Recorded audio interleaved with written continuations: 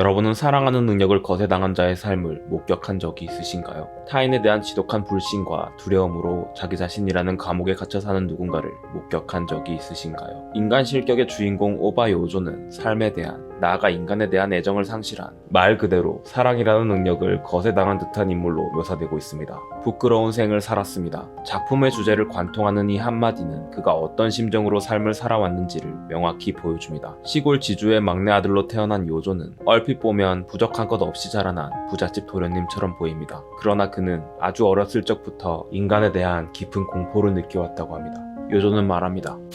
나는 화를 내는 인간의 얼굴에서 사자보다, 도깨비보다, 용보다 훨씬 더 무서운 동물적 본성을 익습니다. 인간에 대해 언제나 공포를 느꼈으며 겉으로는 언제나 즐거운 낙천주의자로 가장하고 해학적이고 유머러스한 괴짜로 차츰 나 자신을 완성시켜 갔습니다.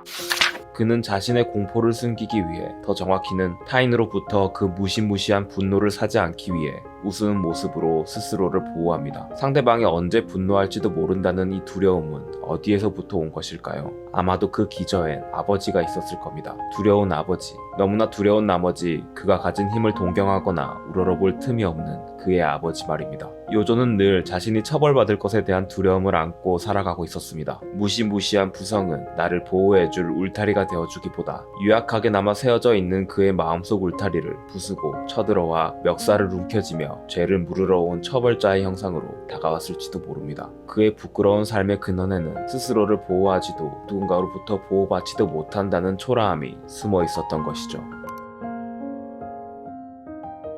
무감각은 사랑받지 못한 인간의 대표적인 증상입니다. 아이는 자신을 보호해줄 부모로부터 사랑을 끊임없이 요구합니다. 그러나 부모가 아이의 요구에 적절히 반응하지 않을 때, 혹은 아이로선 감당하기 힘든 폭력과 갈등이 반복될 때, 아이는 살아남기 위해 스스로의 신체 감각을 차단해버립니다. 요조는 자신의 어린 시절에 대해 이렇게 얘기합니다.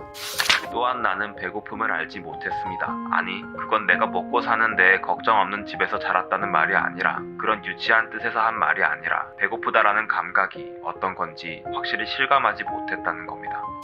어린 유아가 안전하게 영양을 공급받는 일은 중요합니다. 이는 세상에 대한 신뢰와 관련된 문제이기 때문입니다. 나를 보호해줄 수 있는 대상으로부터 안전하게 영양을 공급받는 유아는 세상이 신뢰롭습니다. 반대로 그들로부터 적절히 영양을 공급받지 못한 유아는 세상을 불신하게 됩니다. 그런 불신을 경험한 유아는 스스로 필요한 것을 획득할 수 없다는 무력한 느낌 속에서 삶을 살아가게 됩니다. 요조의 경우 병약한 어머니로부터 제대로 된 돌봄을 받지 못했을 가능성이 큽니다. 그래서 집안의 하인들과 하녀들을 통해 자라났을 것으로 보이는데, 그들로부터도 신체적으로 끔찍하게 유린당했던 기억이 남아있습니다. 아버지는 다가가기엔 너무나 크고 두려운 존재입니다. 그래서 요조가 경험한 배고프지 않음이라는 무감각은 세상으로부터 스스로를 보호하기 위한 처절한 몸의 흔적이었을지도 모르겠습니다. 그가 의도하진 않았지만 세상에 대한 지독한 불신 속에서 삶을 시작했다는 것이죠.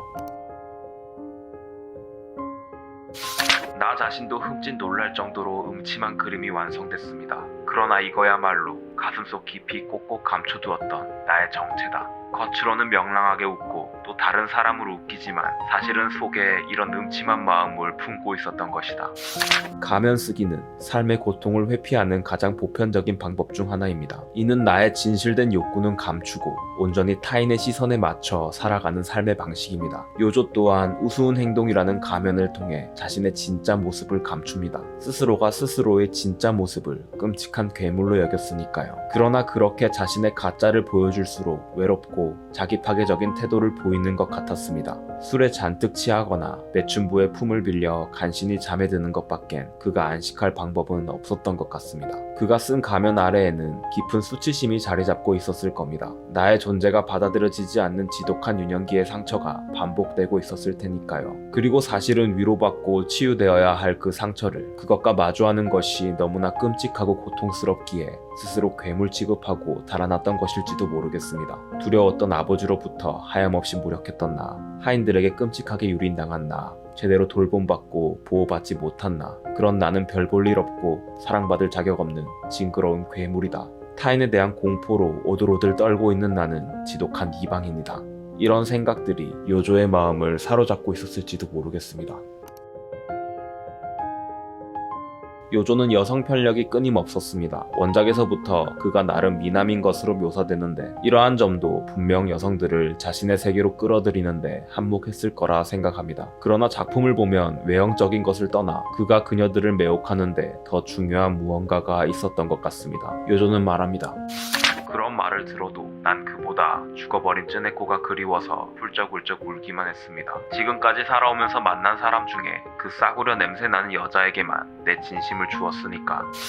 남들은 싸구려 냄새 난다는 한물간 매춘 부인 쯔네코를 별 볼 일 없는 여자라고 치부하지만 요조는 그녀가 가진 상처와 고독을 읽습니다. 어쩌면 그는 인간에 대한 극심한 공포를 느꼈던 만큼이나 인간에 대한 깊은 연민 또한 느낄 수 있었던 존재였을지도 모르겠습니다. 삶에서 자신이 받은 상처만큼 타인의 상처에도 기민하게 반응하고 알게 모르게 상처 많은 여성들을 자신의 세계로 끌어들였던 것 같습니다. 그는 그런 스스로의 모습을 긍정적으로 받아들이진 못한 것 같지만요. 그러나 그녀들과의 관계도 순탄치 않습니다. 함께 목숨을 끊으려 시도한다던가 외간 남자와 성적 관계를 맺는 장면을 목격하게 된다던가 어쩌면 요조만큼이나 그녀들도 정서적으로 취약한 인물들이었을지도 모르겠습니다. 그리고 그런 가난한 자아를 가진 여성들과의 관계에서 요조는 오히려 안정감을 느꼈던 것일지도 모르죠. 그녀들 앞에선 자신이 가진 마음의 상처를 애써 숨길 필요가 없었을 테니까요. 작품은 거의 전적으로 요조의 시점에서 바라본 자기 자신에 대한 이야기를 풀어냅니다. 요조는 스스로의 삶을 비관하고 조소하며 종국에는 인간으로서 실격이라고 스스로를 정의합니다. 그러나 정말 그랬을까요? 정말 그는 인간으로서 실격인 삶을 살았던 것일까요? 작품의 말미에 요조가 기둥서방으로 있던 주점의 마담은 그에 대해 이렇게 이야기합니다. 그 사람의 아버지가 잘못이었어요. 우리가 알고 있는 요우는 아주 정직하고 영리하고 술만 그리 마시지 않았다면 아니, 술을 마셔도 천사같이 착한 아이였어요.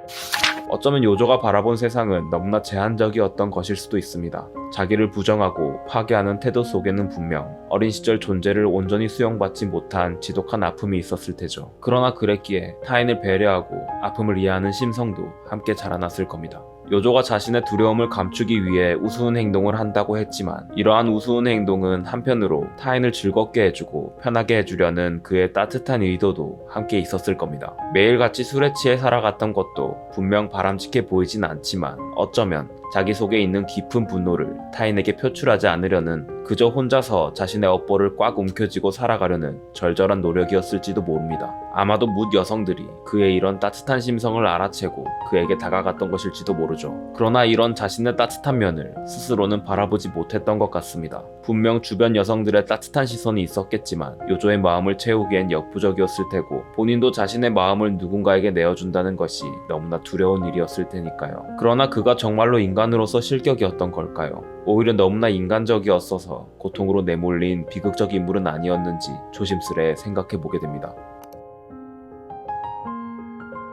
때론 인생의 고통으로부터 도망가야 할 때가 있습니다. 삶을 살아나가는 것을 불을 다루는 것으로 비유할 때 그 불과 적정 거리를 유지하는 법을 배우지 못하고 오히려 불에 대여 큰 화상을 입었을 때는 잠시 도망가야 합니다. 숨을 고르고 화상이 아물 때까지 쉬어야 합니다. 그러나 우리 속엔 스스로 노력이 부족해서 게을러서와 같은 비난의 말들이 내면화되어 있어서 제대로 도망가는 방법조차 모르는 경우가 많은 것 같습니다. 혼자 가만히 방 안에 누워있어도 무거운 철근이 내 가슴을 짓누르듯 자기 비난의 말들이 계속 나를 괴롭히죠. 요조는 인간 실격이 아닙니다. 단지 아물지 않는 상처를 스스로 어떻게 회복할지 몰라 고통의 악순환에 빠진 비극적 인물일 뿐입니다. 그에게 필요했던 것은 그의 상처를 깊이 알아주고 어루만져줄 단 한 사람이었을 거라 생각합니다. 하지만 그런 공감적 대상이 존재하지 못했다는 것에 슬퍼할 수밖에 없겠죠. 우리는 서로의 결핍에 대해 이야기할 줄 알아야 합니다. 또한 나의 결핍을 바라볼 줄 알아야 합니다. 그 결핍의 자리에 우리가 쓴 가면 속 돌보아야 할 진짜 나 자신이 있을 가능성이 크기 때문입니다.